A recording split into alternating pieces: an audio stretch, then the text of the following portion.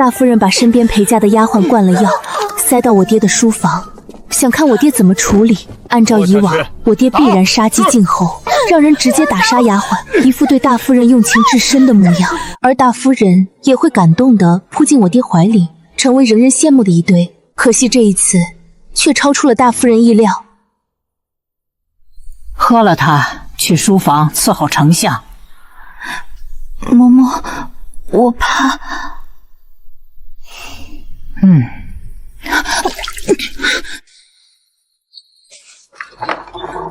谁准你进来的？滚出去！丞相，奴婢给您送茶。又是这招，朝廷的事儿让我烦，家里你也不消停。既然你非要试探，我就如了你的愿。大夫人因为此事气急，当夜就回了娘家。我爹酒醒后十分后悔，押着丫鬟登门道歉。夫人，昨日是我贪醉误事，被这贱婢钻了空子，坏了咱们的情分。苏丞相在书房折腾的那般痛快，现在倒想起咱们的情分了。竟敢蛊惑主子！今日我就在众人面前断了你的念想！再打，打断为止！那丫鬟也被扔到后院自生自灭了。不是我爹心慈留丫鬟一命，而是当时有御史盯着我爹。倘若我爹打杀了丫鬟，那御史必然弹劾我爹草菅人命，这对我爹的官声不好。为了前途，我爹和大夫人自然不会冒险。哟，勾引丞相的时候不是挺有本事吗？现在这腿断了，倒是会装死。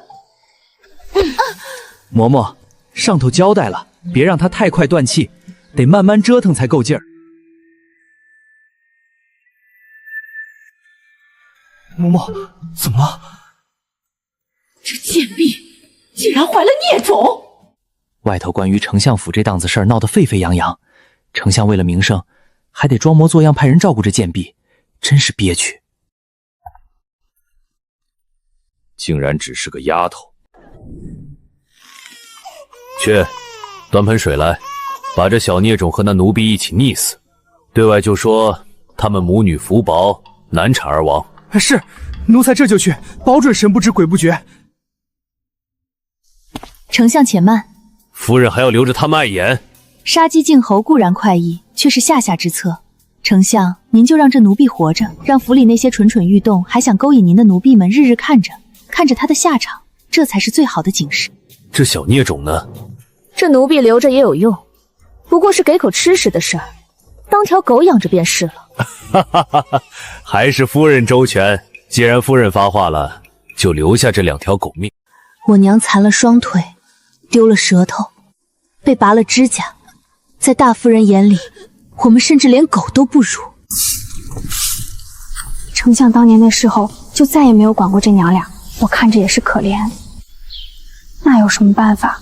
毕竟是奴婢生的女儿，况且还有个大小姐，丞相当然不会理会了。小时候的我和娘并不亲近，只想在爹爹面前好好表现。瞧瞧大小姐，那才是丞相的心尖子。那位二小姐也是可怜，只要我好好学习功课，乖乖听话，爹爹一定会越来越喜欢我的。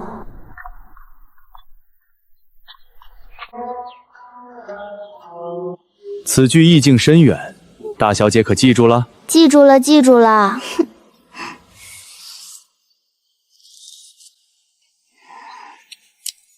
明珠，这句诗的后半句到底是什么？先生教了你3日，你还没记住？我，爹爹，女儿不才，知晓此题。人之初，性本善，性相近。爹爹，女儿答的可对。谁准你多嘴的？来人，给我打！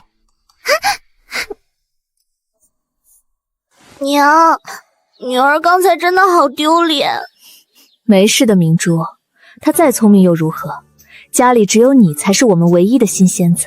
你一个婢生女，竟敢如此大胆，还妄想飞上枝头！好啊，让你活着已是恩赐，竟敢如此大胆！现在小小年纪就敢如此，以后还不得骑到主子头上来？黄嬷嬷，带人动手，下手重一些，让这小贱人进牢了。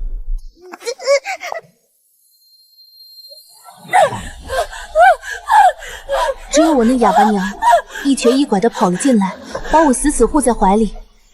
她呜咽着，任由那手臂粗细棍棒狠狠地抽打在她孱弱的后背之上。那一刻，我才知道我错了。这世上能如此护我的，也只有我娘，也只有她才是真正爱我的人。奉天承运，皇帝诏曰：自有沈氏大丞相之女苏明珠温婉贤淑，才貌双全，特册封为妃，择日入宫，钦此。外头都说咱们大小姐是上京贵女之首，这击毙后求亲的人踩断了门槛，丞相全给推了，原以为是等着这大富贵呢。嘘，也就咱们这些老人才知道，大小姐这身子先天心疾，根本行不了房，成什么亲？那这丽妃圣旨，进宫是欺君，不进是抗旨，这可怎么好？爹娘，这圣旨是要女儿的命啊！未必没有转机。你什么意思？咱们苏家可不止一个女儿。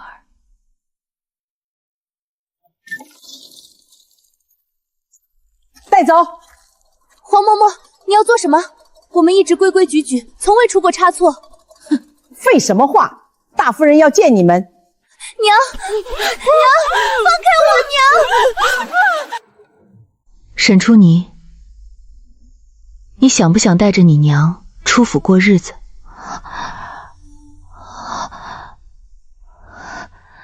只要此事成功，我就亲自做主，让你和你娘离了这苏府，给你们自由。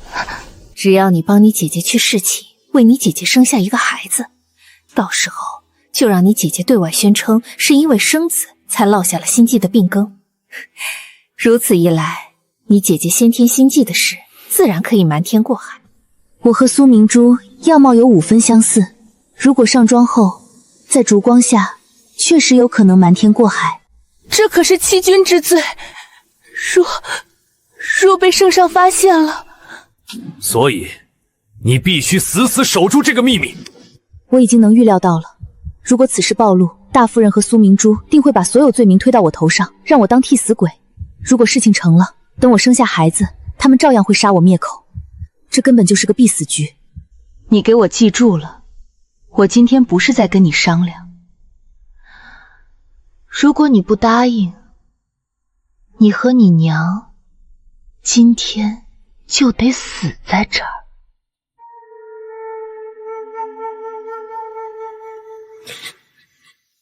爹，您救救娘！我答应。我没得选，留在这儿，今日就是我和我娘的死期。进宫，或许还能给娘挣出一线生机。苏明珠入宫的日子很快就定了下来，而我也被安排学习宫中规矩。他亲娘还关在地牢里，这是拿命在学啊！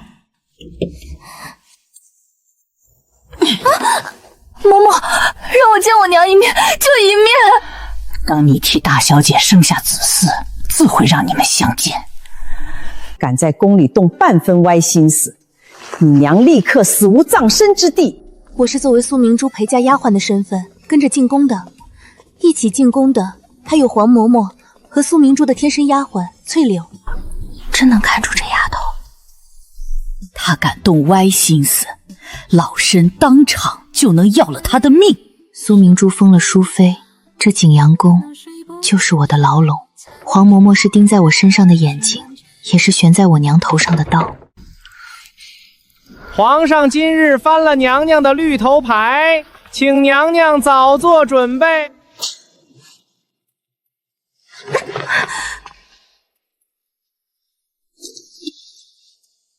贱人，能替本宫侍寝，你心里是不是得意的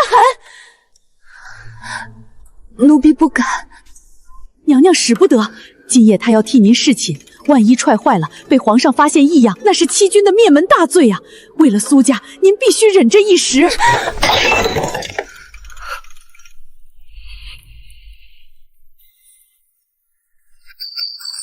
这是我娘的簪子，是外祖母留给她的唯一遗物，她连碰都不舍得让人碰，上面有血，我娘出事了，这根本不是赏赐。都退下，把衣服脱了。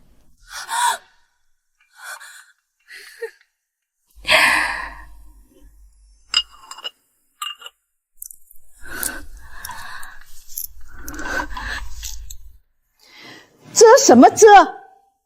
我们都不嫌脏了眼睛，你这卑贱的身子还有什么可遮的？翠柳，过来查仔细了，全身上下断不能留下半分胎记疤痕，给我画的仔细些，要是有半分不像，仔细你的皮。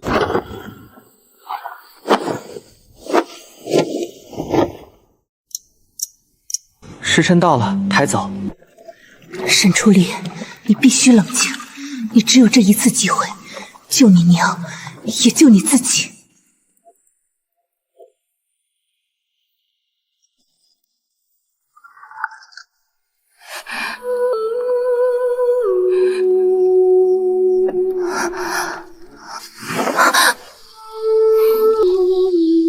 你紧张？不能说话。黄嬷嬷反复交代，一旦开口，声音不对，身份立刻暴露，就是万劫不复的欺君死罪。朕不喜欢强迫人，来人，送回去。送回去。如果今日不能侍寝，等待我的还有地牢里的娘，就只有死路一条。皇上。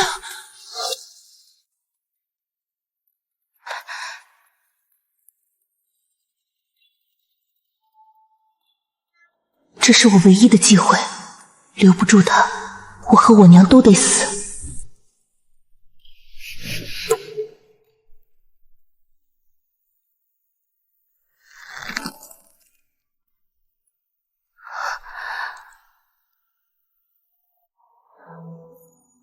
我要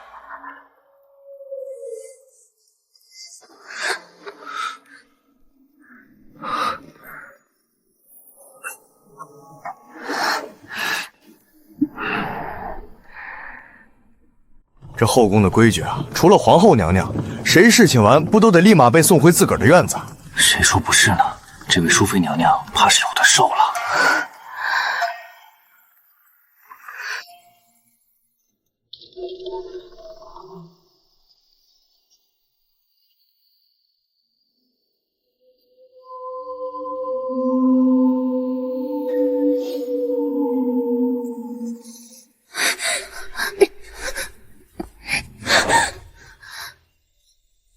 贱婢！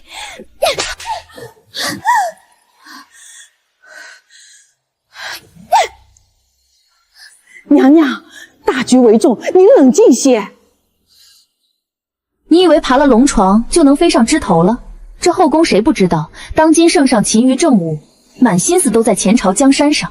就是，娘娘您别跟着贱婢一般见识，哪怕是正宫娘娘，一个月也才轮得上一次侍寝，其他那些个小主几个月都见不到圣上的影子。听见了吗？皇上这只手都数得过来的进后宫次数，今日轮到你，那是苏家给你的恩典。今日之后，皇上还指不定哪年哪月再想起这景阳宫，就算本宫现在打烂你这张脸。娘娘，且慢，此时不是撒气的时候。嬷嬷，你瞧她那副狐媚样子，我这心里实在憋屈。娘娘，忍一忍，大夫人交代过，当务之急是怀上皇嗣，只要这贱婢肚子里有了种，这景阳宫才是真的稳。窦姗姗，你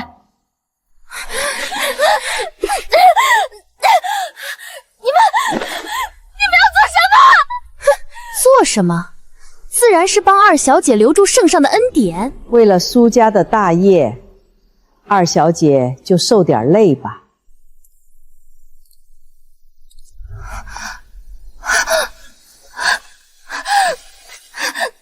这就是他们所谓的顾宠，他们不把我当人，只是把我当成一个用来承载皇嗣可以随意摆布的容器。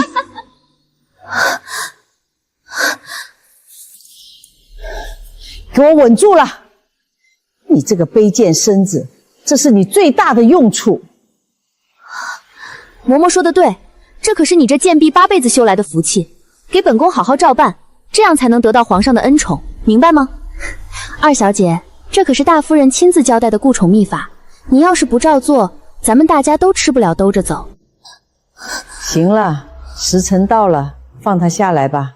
把他送进后院偏房，记住了，这2日给老身死死盯着他，绝不许他用水清理身子。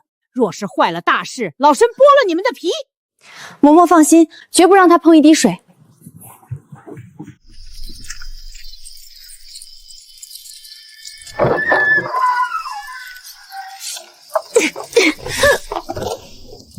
真是一股子腥气。走吧，在这守着也是晦气。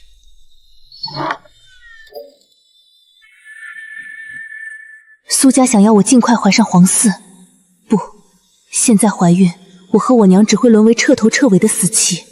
我必须攒够筹码，才能跟苏家拼死一搏，而这个筹码只能是皇上。还没死，这一身腥气混着汗味，真是安嫂。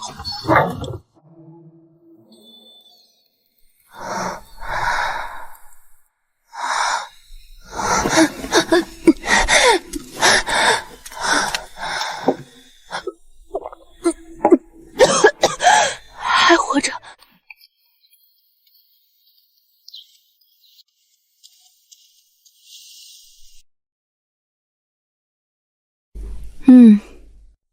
听说了吗？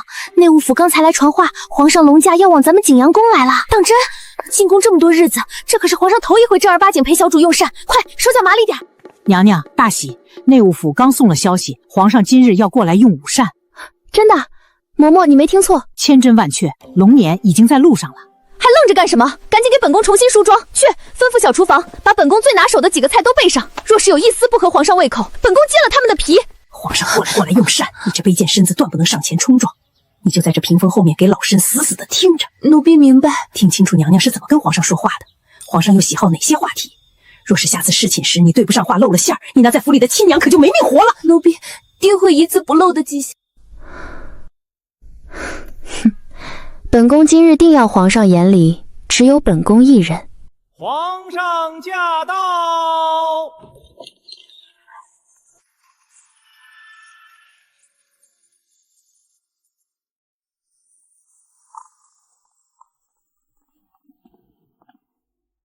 臣妾给皇上请安。皇上这哪像是来陪宠妃用膳的，倒像是来批阅奏折的，连眼皮子都不抬一下。淑妃娘娘那脸都快僵了，这景阳宫的午膳怕是没那么好吃。皇上，这老鸭汤是臣妾亲自盯着灶火炖足了3个时辰的，最是滋补去燥，您尝尝合不合胃口？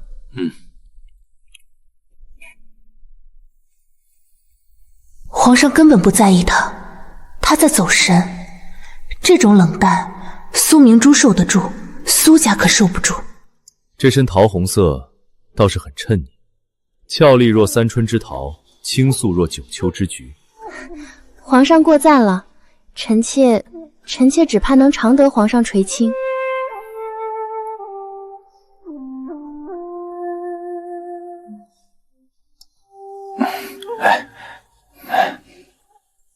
朕还有政务。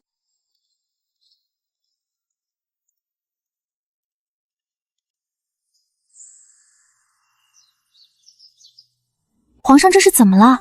刚才还夸娘娘俏丽呢，怎么说走就走了，连口汤都没喝？闭嘴！主子的心思也是你能编排的，没见娘娘正心烦吗？嬷嬷，你瞧瞧，皇上刚才明明夸了本宫那句什么三春之桃，还是这身衣服不他的心意。娘娘莫慌，老身也觉得奇怪，那诗词歌赋本就是皇上心头好，夸都夸了，按理说该留宿才是，怎么会走得如此匆忙？增加筹码的办法，终于让我找到了。爹爹是状元出身，外祖是先太傅，大夫人为了给苏明珠造势，恨不得让全京城都知道苏家出了个不世出的才女。人人都说苏明珠有先太傅的风范，可那些才名不过是大夫人花钱雇人吹出来的泡沫。一定是本宫今日这妆容还不够夺目，嬷嬷，下次皇上来，本宫要把那西域进贡的口脂涂得再红些。蠢货！当今皇上最偏爱文人风骨，对才女天生便有3分好感。那句俏丽若三春之桃，他是在试探你的底蕴。可他后半句接的是倾素若九秋之菊，菊是高洁之物，讲究的是素雅。可苏明珠，你涂着最浓艳的朱红口蜡，满脸的功名利禄，哪里有一丝一毫倾诉的影子？你接不住他的诗，更看不透他的心。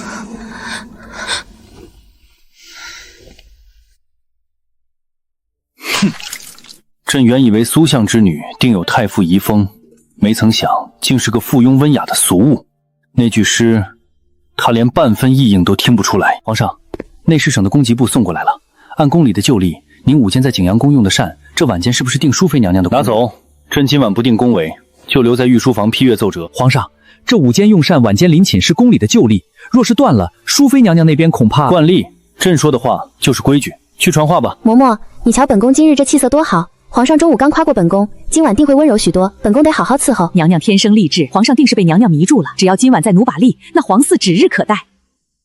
你说什么？皇上中午明明还夸过本宫，怎么可能不定宫闱？快看，是贤妃娘娘，镇远大将军的女儿来了，这下景阳宫可热闹了。谁不知道苏丞相和镇元大将军在朝堂上掐得你死我活？贤妃这是来补刀了。贤妃姐姐这么晚过来，有何贵干？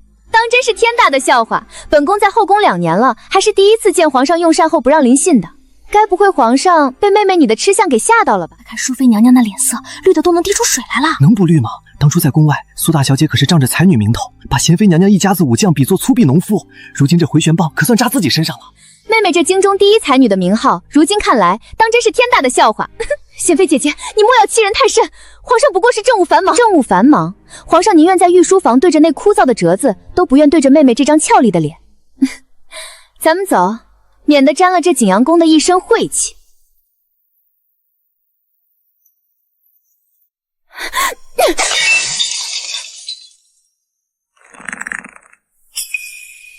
贱人，都是你这个贱人！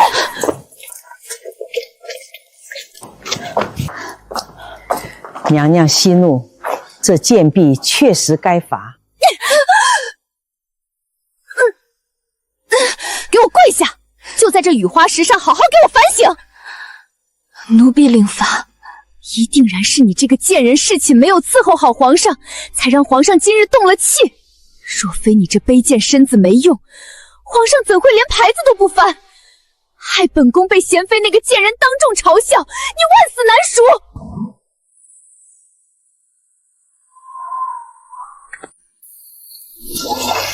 二小姐，跪仔细了，娘娘说了，不让你长长记性，你还真当这龙床是好爬的？这雨花石长廊，平日里走着都嫌硌脚，二小姐这般跪下去，怕是不到半个时辰皮肉就得烂了。咱们皇上性子冷，一月里进后宫的次数，一只手都数得过来。要是皇上一直不招侍寝，二小姐岂不是要一直跪下去？皇上一日不招你侍寝，你就给本宫跪一日。是，苏明珠这是要了我的命。皇上本就闪少踏足后宫，若他今日动了气，等他再想起景阳宫，怕是半个月后的事了。若真跪上15日，我沈初莲这辈子就只能当个爬行的废人了。娘娘，与其让奴婢在这跪死，坏了您的差事，不如让奴婢去御书房试试。就凭你一个见不得光的贱婢，也敢去御书房那种地方？二小姐，你莫不是被这石头硌坏了脑子？皇上刚在那儿动了气，你现在过去是想给咱们娘娘添乱吗？娘娘明鉴，皇上今日不翻牌子，宫里人人都在看您的笑话。奴婢可以打扮成您的样子，以给皇上送汤的名义过去探探口风。探口风？若皇上肯见您，还收下了汤，说明皇上并未真正生您的气，只是政务繁忙。如此一来，娘娘在贤妃面前不仅能挺直腰杆，皇上也能记起您的体贴。娘娘，这贱婢说的有几分道理。若皇上真生气了，在这跪烂了腿也无济于事，让他去挡一挡风头。若是皇上不悦，咱们也可以推说是这贱婢自作主张。好，那本宫就给你这个机会。但你记清楚了，若是办砸了，本宫不仅要废了你的腿，还要割了你的舌头。娘娘，若皇上不愿见奴婢，说明他龙颜大怒，那奴婢便跪死在御书房门口。奴婢顶着您的名头去，跪的时间越长，这河宫上下都会传娘娘的一片痴心。皇上就算再冷情，为了名声心疼娘娘，也定会见奴婢一面。跪死在御书房，这二小姐当真是疯了。万一皇上怪罪下来，他哪是疯了，他是横竖没活路了。在这儿跪也是废，去御书房搏一把，说不定还能给咱们主子挣个痴情名声。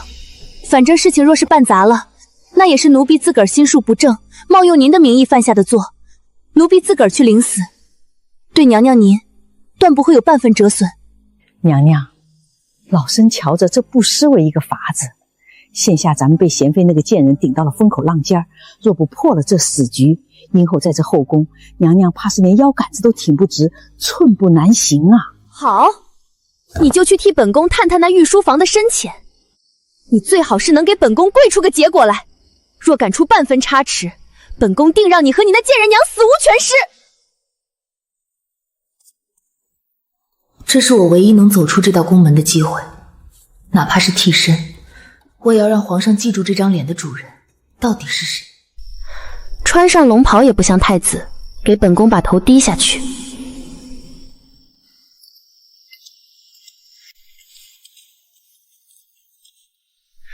快去回禀贤妃娘娘，那位才女坐不住了，提着汤奔御书房去了。皇上连牌子都没翻，他这会儿过去不是上赶着找排头吗？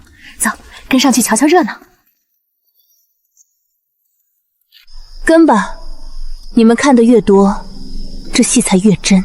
哟，淑妃娘娘，这更深露重的，皇上正忙着批阅奏折，吩咐了谁也不见。您这……公公辛苦了，本宫知道皇上为政务操劳，特意备了些参汤。娘娘，不是奴才不通情理，实在是皇上今日脾气大，奴才若是放您进去，这脑袋可就不稳了。公公放心，本宫不进去，只麻烦公公把这汤送进去，也不用替本宫多说什么。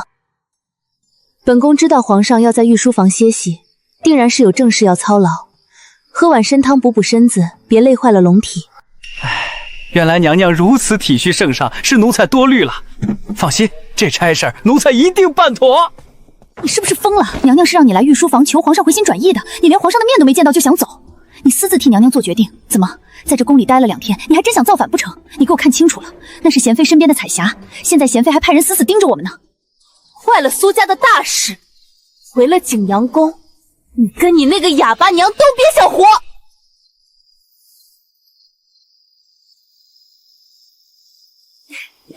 瞧瞧，这位第一才女，怕是连皇上的面都没摸上吧？送个汤连门都进不去，还在那儿行礼装端庄呢，真是个笑话。你就等着吧，回了宫，我一定把刚才的事一五一十告诉娘娘，我一定让娘娘打死你这个自作主张的贱种！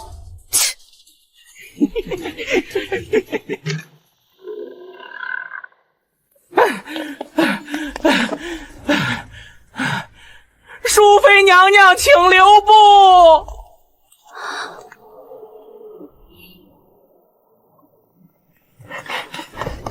淑妃娘娘，皇上请你进去。皇上不是刚冷落了景阳宫吗？怎么送碗汤就变了主意？失算了，这淑妃难不成真有什么勾魂的本事？计划成功了，皇上最不喜谄媚，他要的是那份懂他的清雅。哎，这位姑娘，皇上只传了淑妃娘娘一人，您呢还是在这守着吧。公公，我是娘娘的贴身。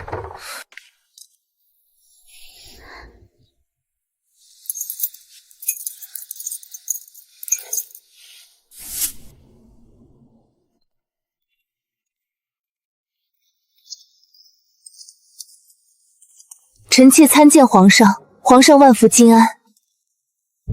午间见他还是满脸浓脂艳色，怎么这会儿免礼？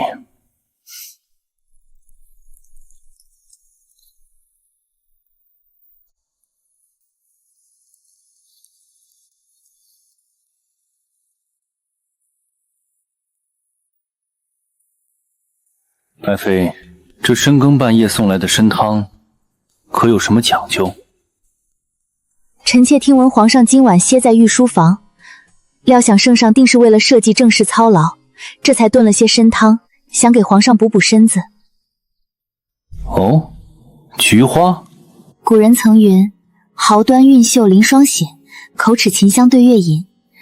臣妾自知今夜无福侍奉皇上左右，唯愿这汤中的一缕菊香，配合着窗外的月色，能让皇上稍解困乏，臣妾便心满意足了。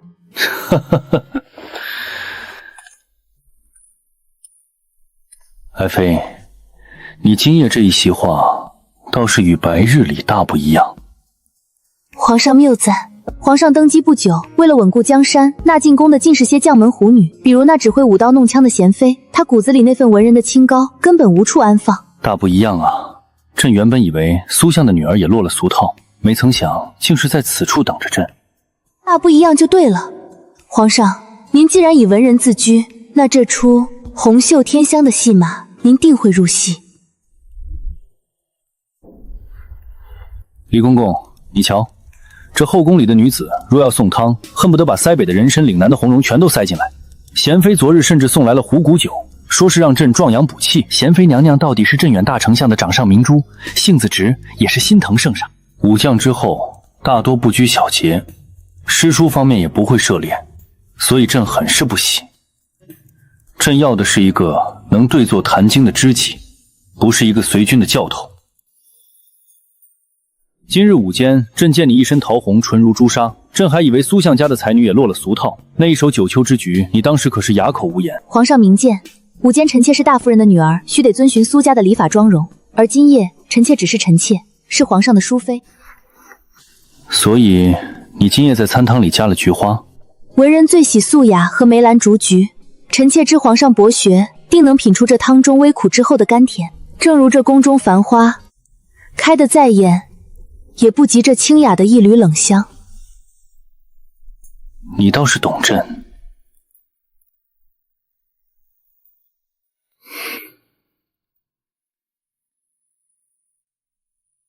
这支梨花簪子，梨花带雨，最是不胜寒。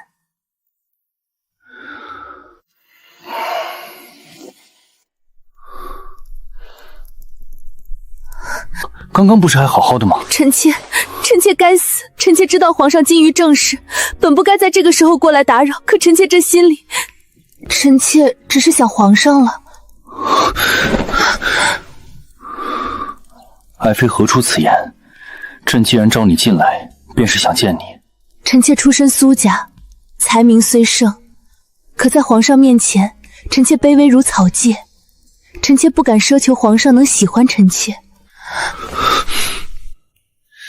这淑妃不是刚被冷落吗？怎么进去了这么久？听这动静，怕是又要变天了。赶紧回去回禀娘娘。今夜谁也不许打扰，主子这会儿正高兴着呢。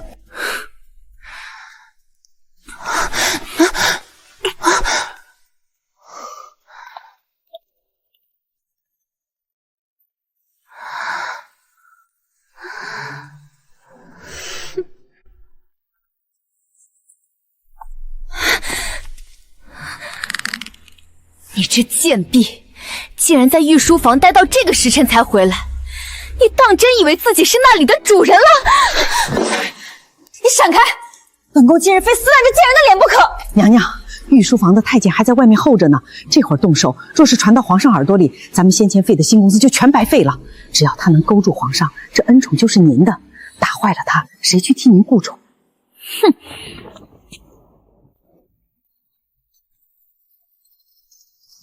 皇上有旨，赏淑妃娘娘锦绣绸缎10匹，赤金翡翠头面1套，南珠1活。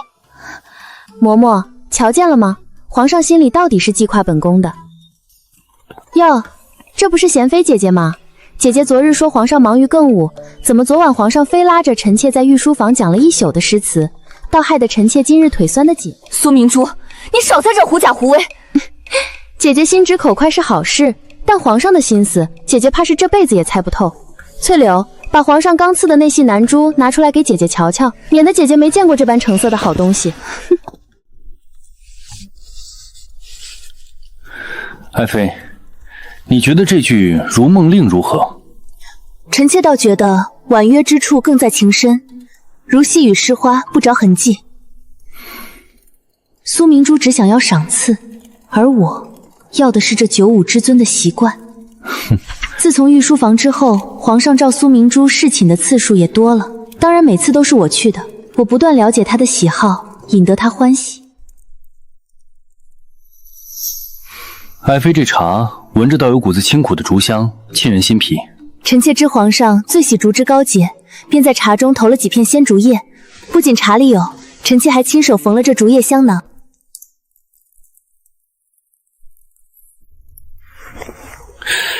皇上的手又是旧伤做痛了吗？老毛病了，每逢入夜便如针刺一般，搅得朕彻夜难眠。这后宫里，人人都盯着朕手中的权，唯有你盯着朕的伤。臣妾不要赏赐，只要皇上能安稳睡上一觉。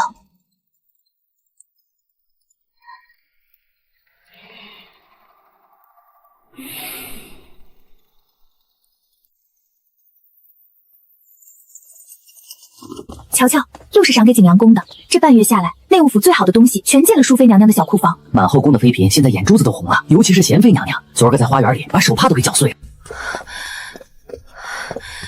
疯了！皇上真是疯了！他白日里过来用膳的次数越来越多，昨天竟然问我那本《古文观略》里的批注是什么意思。娘娘，您就随口应付两句。应付？皇上的眼神跟刀子似的，我连书名都记不全，怎么应付？沈初离，你做的好事，你把皇上的胃口养得这么刁，现在他句句不离诗词歌味，我一看见皇上那张脸，我这腿肚子就开始打转。娘娘，皇上对您越来越上心，这对咱们是好事，可也是杀头的祸事。以后皇上过来用膳，你也不必躲在屏风后了，你就直接顶着我的脸去陪他。娘娘，白日里人多眼杂，若是被近身侍卫瞧出异样，我管不了那么多了，我一看到他就心慌，半个字也说不出来。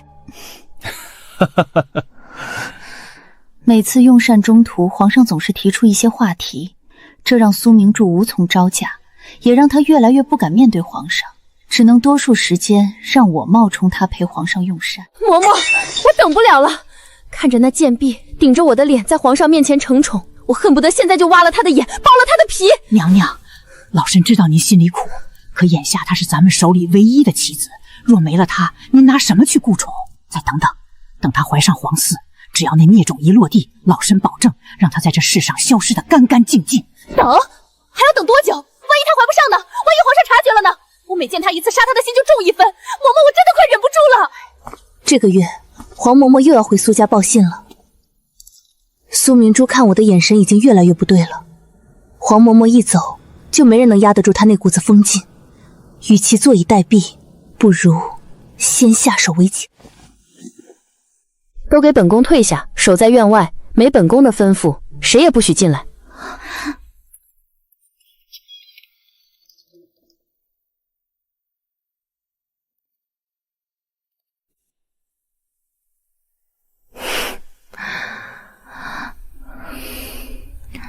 贱婢，你这肚子怎么就这么不争气呢？皇上这些日子招了你多少次，为什么你一直不能怀上皇嗣？你是不是存了什么别的心思，想拖死本宫？是奴婢不中用，奴婢愧对娘娘。没关系了，本宫已经不在乎了。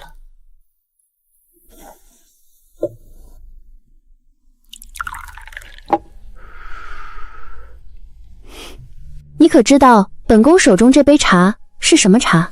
这是奴婢今日去内务府取回来的龙井，是今年刚刚上的新茶。平日里娘娘入口的东西，哪样不是我亲自去取的？娘娘总说交给旁人不放心，今日倒是破天荒，竟让你这个二小姐去办这差事。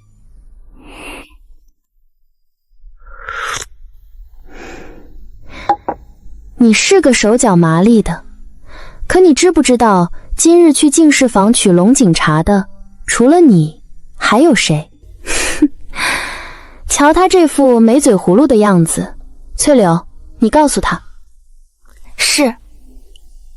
娘娘，今日宫中去取龙井茶的，统共就只有咱们景阳宫和贤妃的人。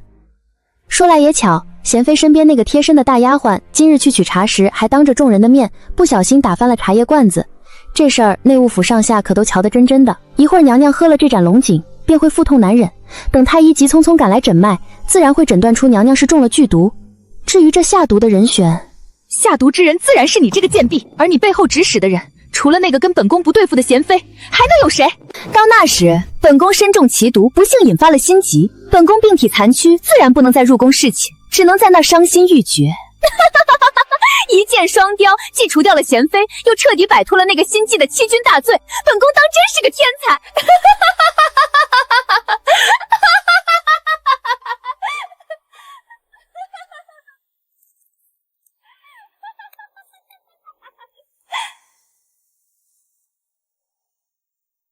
这口茶喝下去，戏就要开演了。沈初兰，你给本宫记清楚了，待会儿皇上来了，你若是不想让你那个贱人娘给你陪葬，就给本宫咬死贤妃。哪怕让你当着皇上的面以死明咽，你也得给本宫把这盆脏水泼瓷实了。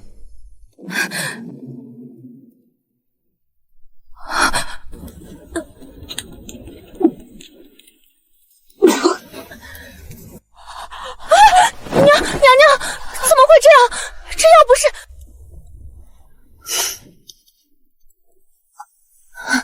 亲爱的姐姐，你的计划实在是太拙劣了。从你让我去取茶的那一刻起，我就一眼看穿了。所以啊，这茶叶里的毒药我早就换过了。怎么样，这新换的毒药味道还好吗？你安心的走吧，往后我会替你好好照顾皇上的。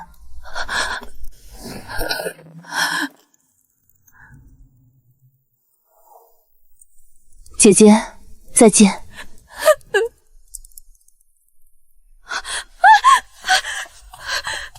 你尽管跑出去，只要这淑妃暴毙的消息传出一丝风声，你猜大夫人会不会杀了你？还有你远在老家的家里人陪葬，苏家费尽心思送嫡女入宫顾宠，如今人还没怀上皇嗣就死在你的看护下。你觉得依照夫人的性子，她是会听你的解释，还是直接让你和你的父母兄妹全家下地狱去被苏明珠陪葬？夫人会杀了我的，她一定会杀了我的！二小姐，救救奴婢！从今日起，我就是苏明珠。这景阳宫里只有一位淑妃，你就是本宫唯一的贴身丫鬟翠柳。本宫若有好日子过，少不了你的一份。若我出了事，你连这景阳宫的大门都走不出去，是死是活，全看你这一念之间。奴婢叩见娘娘，娘娘万岁。这个宫女偷本宫的饰品被你发现，她畏罪自杀了。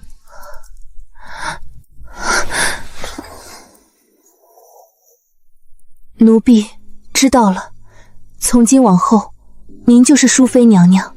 事不宜迟，你现在立刻拿着令牌出宫，算准时间，在回府的必经之路上协助我爹，协助丞相大人，告诉他苏明珠有10万火急之事要见他，此行事关苏家身亡。去吧。是。黄嬷嬷是大夫人的死忠心腹，明日她一回来，这出戏就演不下去了。我必须在她回宫前除掉她。而这宫里唯一能悄无声息帮我杀人灭口的，只有我那位好爹爹了。至于他愿不愿意帮我，恐怕由不得他。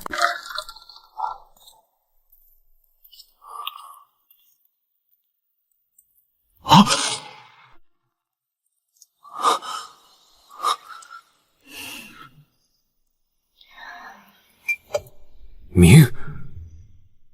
明珠。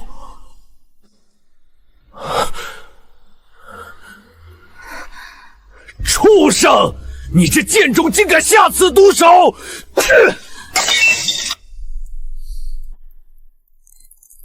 畜生！你竟然真的杀了自己的亲姐姐！我要杀了你！我要杀了你和你那个贱婢娘，让你们统统下地牢去给明珠陪葬！爹，如果你还想要苏家这几百口人的命，这一手就最好别掐下去。这满地的黑血，就是苏家欺君之罪的铁证。皇上若是知道了，这景阳宫就是咱们全家的断头台。在黄嬷嬷回宫之前，帮女儿把她料理了，这是苏家唯一的活路。你杀了自己的姐姐，现在还要杀黄嬷嬷，你居然敢威胁我！我是你的亲生父亲。爹，您都要杀我和我娘了，我为什么不能威胁你？难道要我洗干净脖子等您动手吗？你以为凭这些就能拿捏住老夫？老夫只要一句话，就能让那贱婢在府里死无葬身之地。那您可以试试。只要您今日前脚出了景阳宫，不按我说的做，我后脚就去御书房告发苏家。您虽然是当朝文臣之首，可盯着丞相这位子的人有多少，您比我清楚。只要欺君的折子递上去，那些想把你拉下马的人，会让你死得比我快。爹，事到如今，您最该考虑的是谁对苏家更有用。皇上很宠我，这点您比谁都清楚。最近他夜夜找我侍寝，甚至连用膳都要来景阳宫。比起一个已经死了的，还有心急不能成宠的苏明珠，一个能抓住皇上的心，随时可能怀上皇嗣的淑妃娘娘，才更值得苏家去保，不是吗？想必你也知道，我怀上皇嗣也是早晚的问题。相比较苏明珠，我对于你更有用。爹，你好好想想，是明珠那具冷冰冰的尸体重要，还是苏家百年的基业泼天的富贵重要？你这个……难道你不想有个流着苏家血脉的皇子当外孙？若有你的扶持，甚至这个外孙将来还有机会登上那95之尊的宝座。皇位重要，还是那虚伪的亲情重要？苏家以后的荣耀，全在你这一念之间。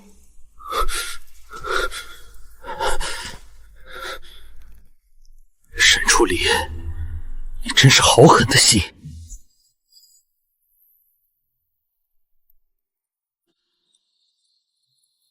记住了，如果你半年之内还怀不上皇嗣，我必杀你娘！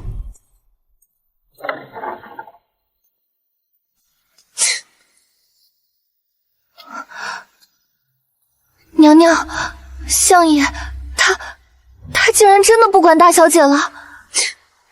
在他眼里，哪有什么情分？我爹就是一个天生自私的人。他当年和大夫人琴瑟和缘，外人都羡慕得紧。可其实呢，他不过是看中大夫人的父亲是先太傅，看中那老头子门下遍布朝堂的学生，那些人能帮他官运亨通，他才愿意演那出深情的戏。现在明珠废了，他自然会选一个更有用的妻子。娘娘，这可是大小姐啊！相爷他怎么能走得头也不回？在他眼里，苏明珠只有有用和没用两种身份。如今人死如灯灭，这没用的棋子，他多看一眼都嫌晦气。动作快点，把这身衣服给他换上，脸弄脏些。今日这宫里只有一个手脚不干净的宫女。这蹄子偷了主子赏的珠钗，被抓了个正着，自己寻了死路。娘娘嫌脏，叫你们处理得干净些，别留了晦气。翠柳姑娘放心，娘娘如今正是盛宠不衰的时候，这点小事儿，内务府自然办得滴水不漏。来人，直接抬去化人场，一把火化了。娘娘，方才得的消息，黄嬷嬷出宫回府的路上突发心急，暴毙了。心急？昨日出宫时还威风八面，今日就暴毙。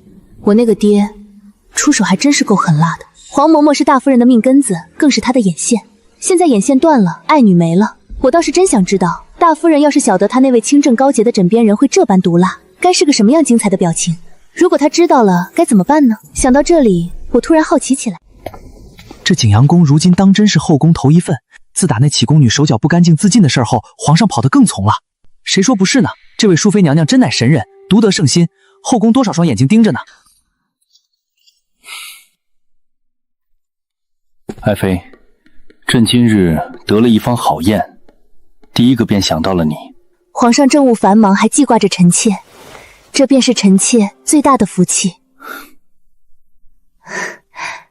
哟，这不是咱们那位弱不禁风的淑妃吗？这景阳宫的门槛怕是都要被皇上踢破了吧？真是好大的狐媚本事。贤妃姐姐说笑了，皇上不过是体恤臣妾身子弱，多看顾了几眼。姐姐若是喜欢，臣妾宫里新得的龙井，晚些派人送去给姐姐尝尝。你没听出本宫在骂你？你怎么不还嘴？姐姐性子豪爽，直来直去，臣妾敬佩还来不及，怎会生气？苏明珠，你真是变了个人。罢了，没劲透了。娘娘，您为何还对她这般客气？她现在恨我，总比惦记着我手里的东西强。恭喜淑妃娘娘，贺喜淑妃娘娘！娘娘已有2月余的身孕，这是喜脉啊！自除掉苏明珠后，我便不再避虐。3个月了，我终于等到了这个护身符。好，传旨内务府，景阳宫上下赏赐翻倍。爱妃，朕定要给这孩子最好的。谢皇上，苏府那边的动作果然比圣旨还快。娘娘，苏府刚得了信儿，大夫人派人送了帖子，说挂念娘娘身子，想进宫探望。娘娘，这已经是这3日里的第5封了。夫人那边催得紧，说是挂念您的身子，定要亲自进宫瞧瞧。奴婢这心里实在是没底，您看这帖子该如何回？拒了，往后只要是苏府递进来的探望帖子，一概不接。娘娘，这可是夫人啊，万一夫人察觉掉异样，甚至怀疑起您的身份，那咱们可就全完了。异样，就是要让他察觉异样。您这是故意的。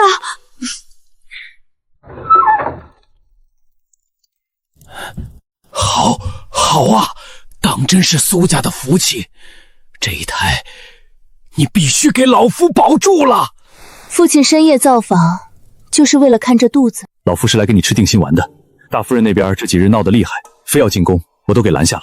你只管安心养胎，大夫人那边我会帮你安抚的，不会暴露的。爹，既然要安抚，不如再帮女儿一个忙。你说，把我娘送来宫里服侍我吧。不可能！一个残废没舌头的奴才，进了宫就是活靶子。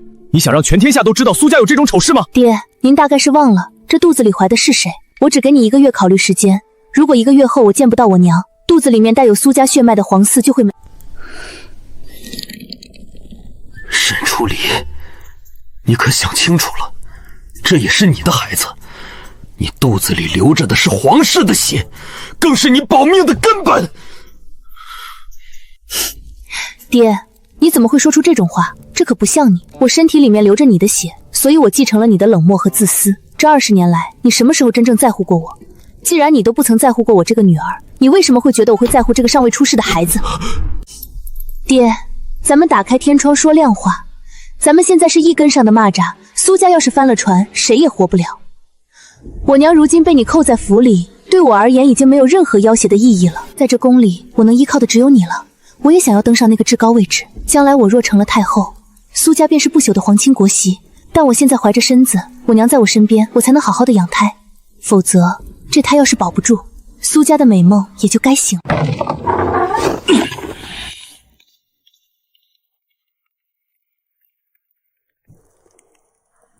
我不知道他怎么跟大夫人说的，差不多只过去不过半个月，我娘就被送进了宫。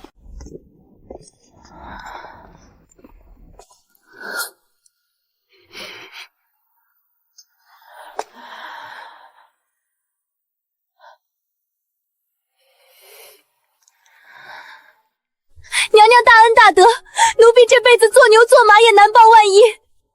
没想到您不仅接了沈夫人，还把奴婢的娘也接进了宫。对外只说这是苏府特意送进宫为本宫接生的产婆嬷嬷，你们2人往后便守在景阳宫最深处，不许任何人靠近。我娘进宫了，最后一块软肋也就没了，接下来该轮到苏家那个毒妇了。翠柳，趁着我爹这会儿正在乾坤殿上朝，你亲自出宫一趟，把这封信送进苏府，亲手交给大夫人。娘娘，若是大夫人进宫，怕是会让她入宫，就说本宫怀着胎，日夜惶恐，想见亲娘。本宫入宫已经半个时辰了，淑妃还没睡醒吗？这肚子里揣了个金疙瘩，架子倒是越发大了。夫人息怒，娘娘这胎怀的辛苦，太医说必须静养。娘娘吩咐了，请夫人先在御花园赏赏花，消消食气。哼，罢了，本宫就在这儿等着。沈初离，你疯了吗？你居然私自给府里送信，把大夫人骗进宫来！你到底要干什么？你是想害死全家人吗？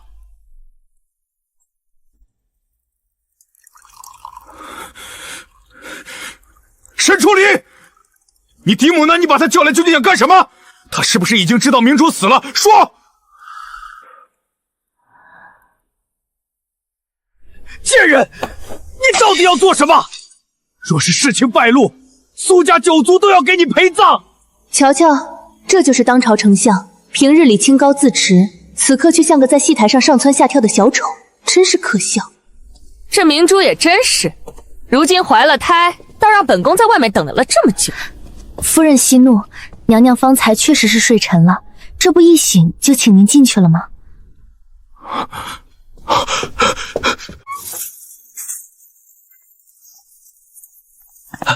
相爷，你怎么也在这儿？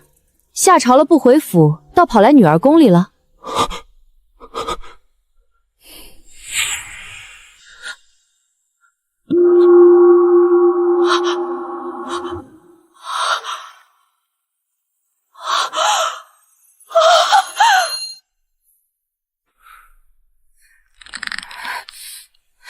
贱婢！谁给你的胆子让你坐在这里？那一身衣服，那一头珠翠，也是你配动的。明珠呢？本宫的明珠在哪儿？你这替身竟敢喧宾夺主，还不给本宫滚下来受死！夫人，您怎么糊涂了？这宫里坐着的，不一直都是苏家的嫡女，皇上的淑妃吗？难道您看不出来吗？我就是苏明珠。至于您口中那位真正的苏明珠，她早就死了，还是死在为您筹谋的一盏龙饮茶下。死了？明珠死了？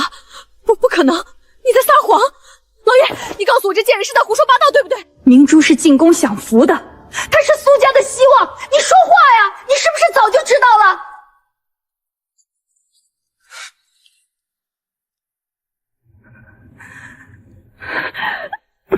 夫人，你疯了吗？你先冷静冷静，这是景阳宫，皇上的人随时会过来。冷静！死的是我的女儿，我的新星子苏怀远。你为了官位，连女儿的命都不要了，你还是不是人？人死不能复生，明珠已经没了。你现在冲出去告发，除了拉着苏家几百口人一起去死，还能换回什么？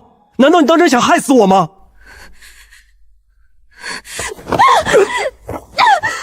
疯了！你真是疯了！给老夫回来！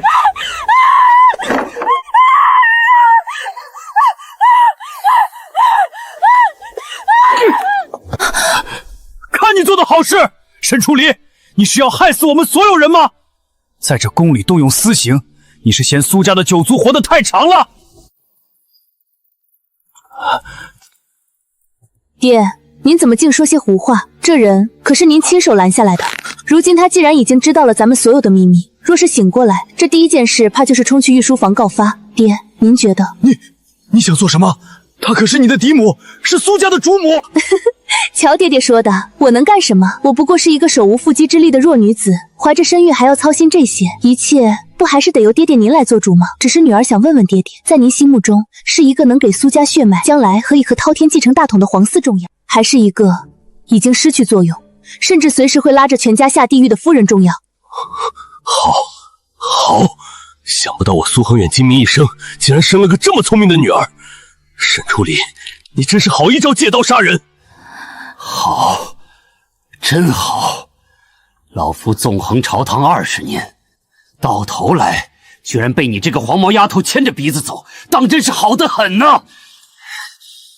他想杀我，如果不是为了那留着苏家血脉的皇嗣，他现在就会掐断我的脖子。在他眼里，我也只剩下一个作用，平安生下那个能保住苏家富贵的皇子。爹，您谬赞了，女儿这点微末伎俩，还不都是爹爹您平日里言传身教教得好？进来。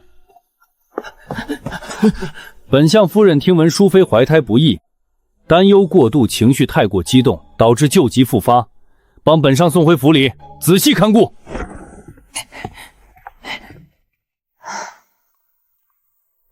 爹，男人成大事，要不拘小节。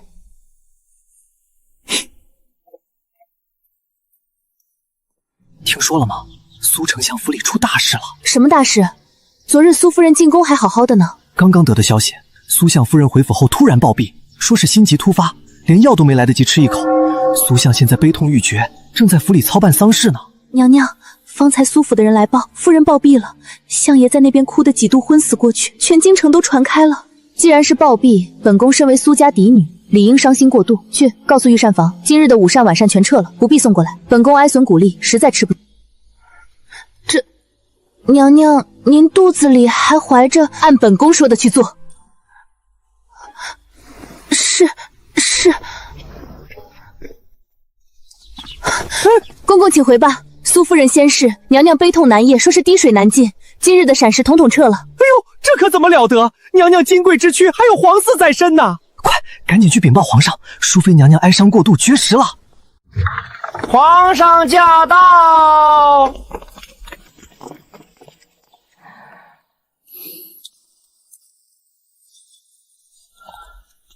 爱妃，朕听闻你粒米未进，这怎么行？为了肚子里的孩子，你也要节哀啊！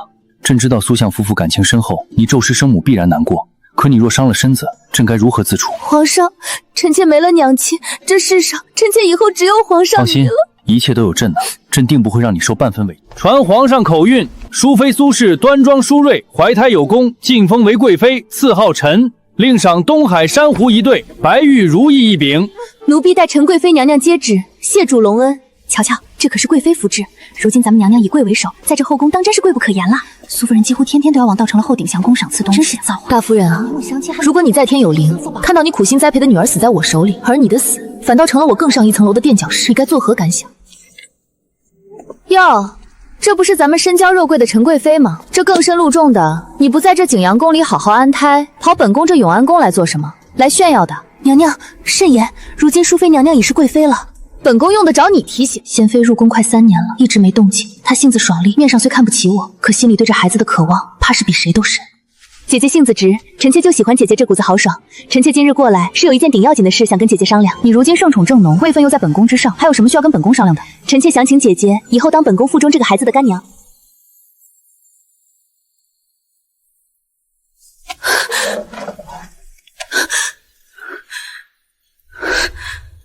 苏明珠，你少跟本宫套近乎，你葫芦里到底卖的什么药？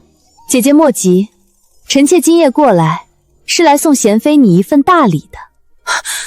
是，这2份东西，一份能全了姐姐的忠义，一份能报了苏家这些年对丞相府的折辱。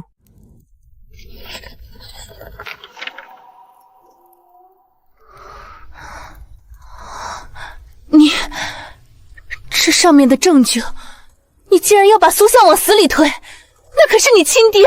你我这么多年，虽然常有口角，甚至闹得河公皆知，但那到底只是你我小女儿家之间的私怨。可涉及到结党营私、祸乱纲理这种国家大事，我还是分得清轻重的。本宫原以为苏家人个个虚伪，今日一见，倒是封信本宫眼拙了。苏明珠，这次本宫谢谢你。变天了，当真是变天了！镇远大丞相府的人今日在朝堂上发了疯，那折子一封接一封，全是冲着苏相去的。何止啊！从买官到结党营私，每一桩都有名有姓，证据确凿。不好了，苏相刚才在殿上脸都绿了。有人传说苏相夫人并非暴毙，而是被苏相亲手杀害的。随后不过10天，朝堂之上出现很多弹劾我爹的奏折，从买官卖欢到结党营私，甚至还有传出我爹杀害大夫人的事。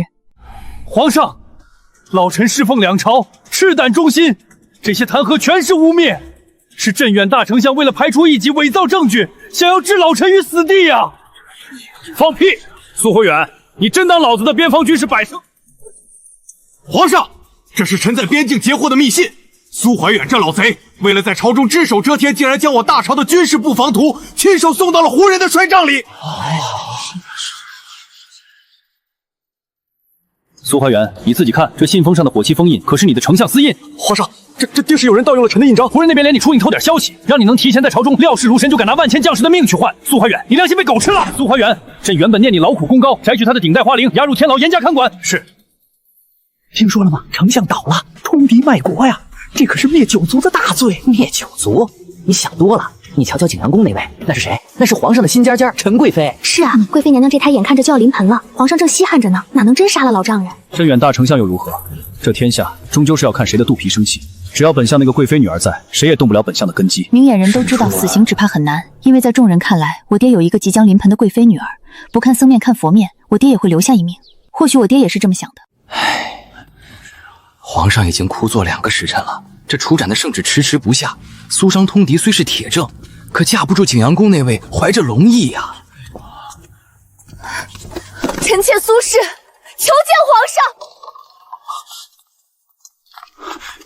爱妃，你疯了！你还怀着身子，跪在这里做什么？臣妾不是来求情的，臣妾作为大梁的贵妃，皇上的枕边人，更是天下百姓的陈贵妃。苏淮阳通敌卖国，祸乱江山，罪不容诛。若皇上为了臣妾一介妇人而放过奸臣，便是置臣妾于万劫不复之意。臣妾愿意大义灭亲，祈求皇上为了社稷，为了百姓，诛杀奸相。好一个大义灭亲！朕得此贤妃，夫复何求？爱妃快请起，朕今日便如你所愿，正法纲常。朕在此承诺，朕有生之年必不负你。传旨，苏怀远通敌叛国，即刻斩立决。领旨。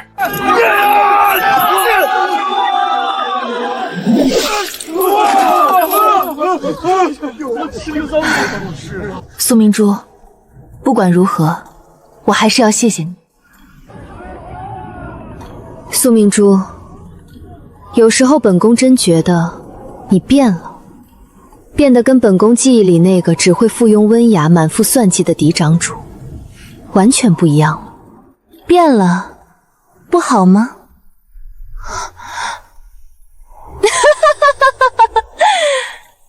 好，比起以前，本宫更喜欢现在的你，够狠，够清醒。本宫可记下了，你这肚子里的小家伙，本宫是要当他干娘的。本宫入宫这2年，私下里缝的那些虎头鞋，全得留给他穿。本宫可是提前预定了，往后这后宫里谁也不许当第2个干娘。光有虎头鞋可不够，臣妾可是听说了，姐姐为了求子，私下里还亲手缝了一床百家被呢。这干娘既然要当，那被子也得一并给臣妾送来。好你个苏明珠，那被子本宫袖头都肿了，你在这等着本宫呢，算你狠。